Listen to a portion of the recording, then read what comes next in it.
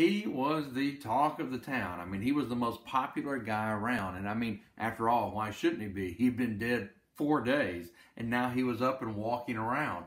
People were coming from all over the place to see him. The Bible tells us in John 12 that the great multitude, therefore, of the Jews learned that he was there. That's a reference to Jesus, but not only is it a reference to Jesus, it says they came not for Jesus' sake only, but that they might also see Lazarus, whom he had raised from the dead.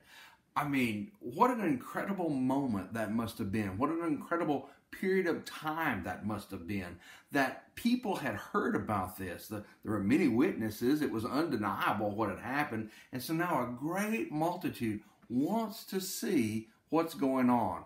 But you have the people who don't believe. You have the people who, in spite of the fact that they know this is a reality, that it's undeniable, they refuse to believe. The text goes on to tell us that the chief priests took counsel that they might put Lazarus to death also. They already planned to kill Jesus.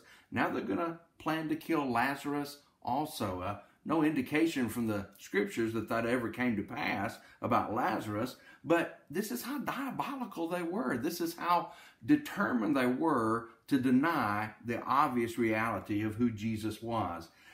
Because on account of him, this is why, because on account of him, on account of Lazarus, many of the Jews were going away and were believing in Jesus. You see, the chief priests were jealous. They couldn't take that anymore. And they said the only way to do this is to get rid of the evidence. Well, were they going to go and kill the widow's son in Nain, who he raised from the dead? Were they going to kill Jairus' daughter, who was raised from the dead also? Were they going to go and undo every miracle that Jesus had done? Were they going to go and restore every person's sight, or not restore their sight, but restore them to a state of blindness? Were they going to make all those people who were no longer lame, lame again? Were they going to do all those things? They simply said our only solution is to destroy the evidence. We must destroy Lazarus. We must destroy Jesus. And although they did, it still didn't work, because people still continued to believe. They believed even after they destroyed Jesus. They believed even after he rose from the dead.